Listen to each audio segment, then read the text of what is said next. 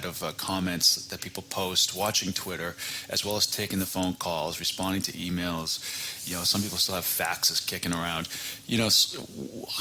How does the support person in your organization, there must be some protocol for responsiveness and communication, and do you try to force them back onto the tools as quickly as possible, or do you just focus on a mission? I mean, how do you handle it there? Yeah, and that's a really good question. And the way in which we do that, so first of all, we don't have any policies related to that. We allow rackers to choose the venues that they want to listen to and that they want to use to communicate with customers. We see ourselves and our support teams as an extension of our customers' IT.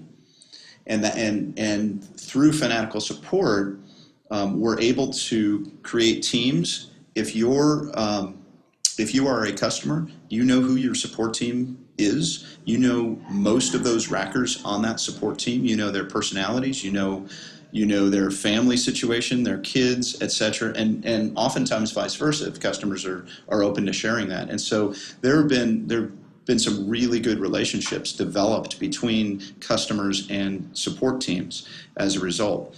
And that has to be there kind of at the foundation for Fanatical Support as well.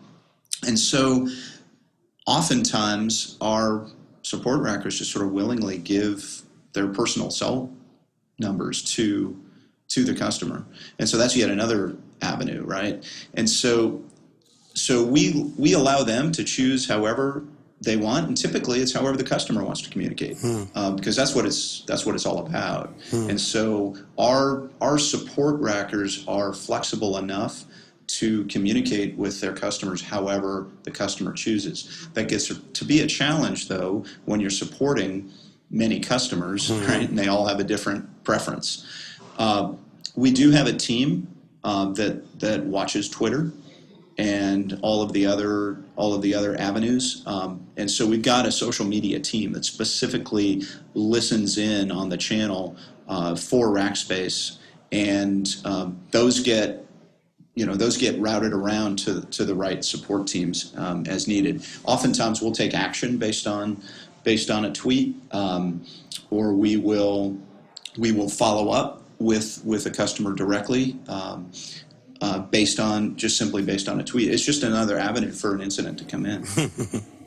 Where were you 2 years ago when I needed you? I hate to do this because people don't expect it, but let's go back to this. We're toward the top of our show here.